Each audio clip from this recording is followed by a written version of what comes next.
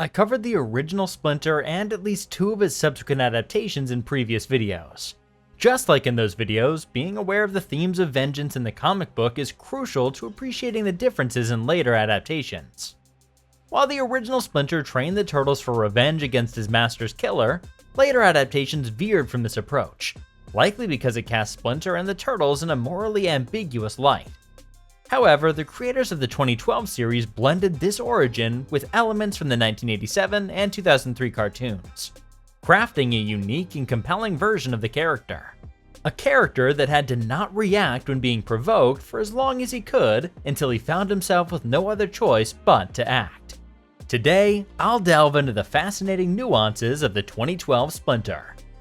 Splinter as a character was created 40 years ago by Kevin Eastman and Peter Laird for the first issue of the Teenage Mutant Ninja Turtles.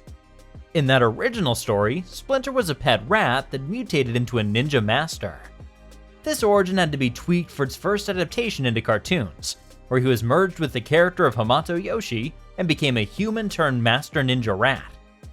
When Nickelodeon bought the franchise from Peter Laird, a new show was announced, under development by Ciro Nieli, Joshua Sternin, and Jennifer Ventimiglia. Inspired by the Turtle Mania era, this creative team chose the human-turned-mutant rat backstory for Splinter. By merging Splinter with Hamato Yoshi again, a lot of weight was put into casting the role. In this case, the part went to Hoon Lee, who then became, and correct me if I'm wrong, the first Asian actor to play Splinter in an American cartoon. Hoon Lee is of Korean descent, and started a trend of casting Asian actors for the role.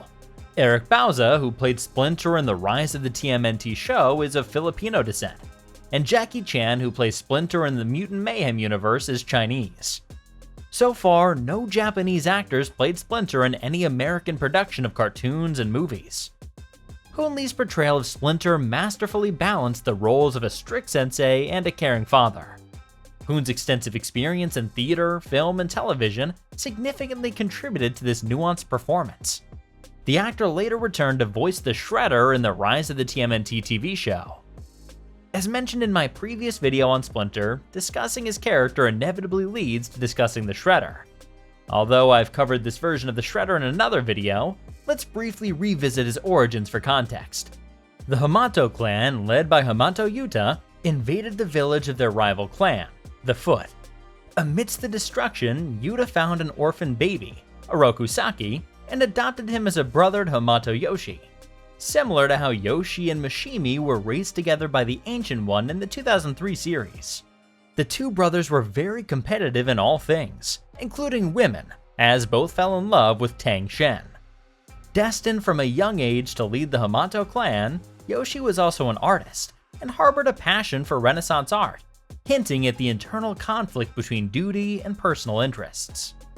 Like in previous incarnations of the character, there was a cycle of vengeance between the two characters. And while that cycle probably started before they were even born, one event in particular put the two brothers against each other. Until a certain point, Saki and Tang Shen were romantically involved, but she eventually decided to get into a serious relationship with Yoshi. Enraged, Saki insulted Yoshi in front of Shen. Yoshi in turn defeated him in front of her, and things only got worse after that, as their rivalry festered into hatred. Yoshi and Shen married and had a daughter named Miwa, but once again he was in conflict with himself. The love of his life wanted to move to America, away from all the clan drama. However, Yoshi's father was ill, and the clan's legacy relied entirely on Yoshi. Saki overheard the couple fighting over this, and tried to be the one who could take Shen to America instead. Shen refused. Around this time, Saki discovered his true legacy and resurrected the Foot Clan. In retribution, he started burning down and invading the Hamato village. In a final confrontation against Yoshi, he accidentally killed Shen, who was trying to save her husband. Saki, shocked, scarred, and probably traumatized by what happened, left Yoshi to his death at the burning house. On his way out, he found Miwa, who, like Yuta did with him, adopted her as his own, changing her name to Karai. However, Yoshi wasn't dead. He survived the incident, and thinking his whole family was dead and his legacy destroyed, he relocated to New York, seeing it as a refuge from his shattered past. While living in New York, Yoshi bought 4 pet turtles. But on his way back, he saw a mysterious group of men. These men were actually part of the Krang, and after being discovered by them, a fight ensued. During this altercation, Yoshi and the turtles were exposed to a mutagenic ooze, which led to their transformation. Perhaps unable to go back to Yoshi's place, the now mutated Ninja Master and his sons tried to stay hidden from both humans and the Krang. Aware of the mutation incident, the Krang searched the entire city for them. Splinter frequently relocated from hideout to hideout with the turtles to evade capture. At one of these shelters, he named the turtles after Renaissance artists from an art book he found, allowing each turtle to choose the artist they resonated with. It's unclear why Yoshi changed his name to Splinter, as the show didn't properly explore this. Perhaps, considering his past life shattered, he saw it fitting to be named that way. Observing the turtles mimicking his ninjutsu moves, Splinter was inspired to formally train them in martial arts. After a while, he realized that the Krang couldn't track them beneath the surface. Following a confrontation with the Krang, where both Splinter and the turtles saved each other, they realized the safety the sewers offered. Realizing this mutual dependency led Splinter to realize he could become a father again and create a new legacy for himself. 15 years later, his path would cross again with Oroku Saki. Haunted by his tragic past, Splinter was determined not to perpetuate the cycle of revenge. However, seeing how his sons and their friends were in danger, he expanded the clan to include April. He made this decision after noticing she had great sensitivity skills, so he started training her as a kunoichi.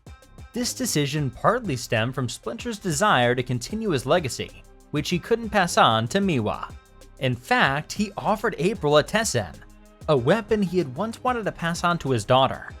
Unfortunately, this wasn't enough to prevent April from being kidnapped by the Shredder.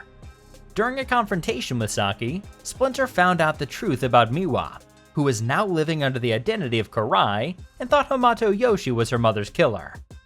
Karai took on an important role during the second season, as she started doubting everything the Shredder told her, and even helped the turtles rescue Splinter. Her doubts were caused by the turtles themselves, who started telling her the truth about her past. Karai eventually realized Splinter was telling the truth when she discovered the whole picture of herself as a baby with Tang Shen and Hamato Yoshi. Splinter couldn't prevent Karai from trying to exact revenge on her adoptive father, and she ended up kidnapped by the Foot Clan. The Shredder used Karai as bait in an attempt to mutate the turtles into snakes. The purpose of that was because snakes eat rats. However, things didn't go the way he expected them, and he ended up mutating Karai. Not being able to control her impulses, Karai escaped away from both of her father figures. On the other hand, Splinter was offered the chance to become human again when Donatello created 2 retro mutagen vials to revert April's father's mutation. Splinter asked the turtles to prioritize Kirby, as unlike him, April's father couldn't keep his humanity intact. After losing 1 vial and using the other to reverse Kirby's mutation, Splinter told them he was okay with staying a mutant. His reasoning was that he was content with his current life, and he no longer felt like he had a place in the human world. He was with his family, and that was all that mattered to him. Splinter's humanity, however, would go through a temporary setback. After a confrontation with the Shredder in the middle of a Krang invasion, Splinter almost died and only survived thanks to Karai's help. The turtles escaped New York, and during a vision quest, they got contacted by Splinter's spirit, who told them he was still alive, but his spirit was detached from his body. Upon their return to New York, the turtles had to rescue a now mindless Splinter from his imprisonment at the Foot headquarters. Thanks to April's telepathy, they brought Splinter back to his body, and that's all I can explain about this whole situation.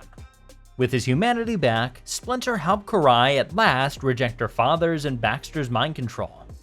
By the end of that season, the Turtles and the Foot Clan had to join forces to stop the Triceraton invasion and the planet's destruction. Unfortunately, Shredder's thirst for revenge was more important than saving the world, and in a climactic moment, Splinter was killed by him. And the world was swallowed by a black hole, something the Turtles survived by going back in the past to prevent the chain of events that led to the complete annihilation of the planet. Perhaps sensing something went wrong the first time around, Splinter prevented his own death at the hands of the Shredder and finally defeated him, leaving him in a very poor state of physical and mental health. But this was the beginning of the end for Splinter. he had a vision of fighting a mutated Shredder and falling to his death.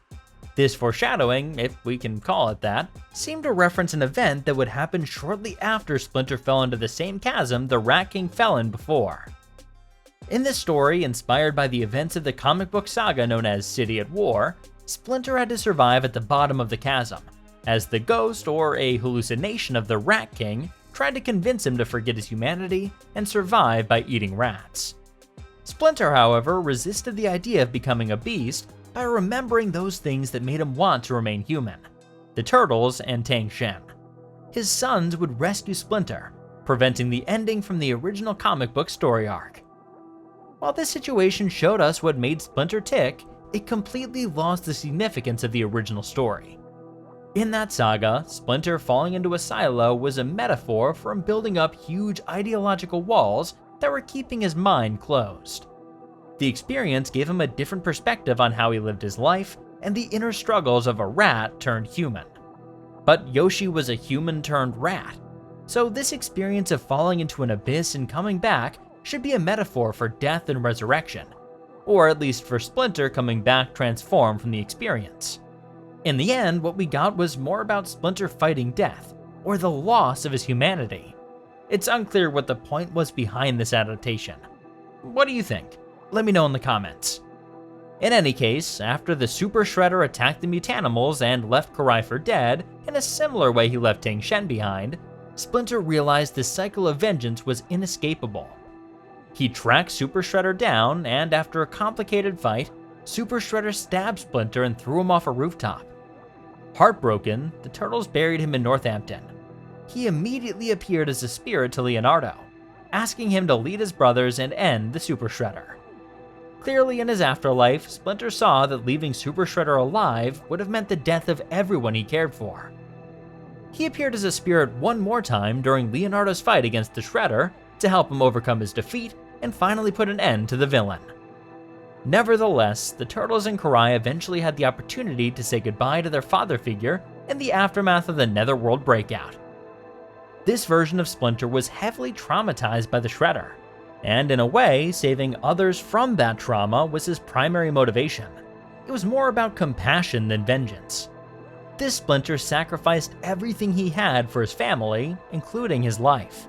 This made him a very heroic role model for the Turtles, April, Casey, and even Karai, who, following Yoshi's example, decided to walk a more heroic road.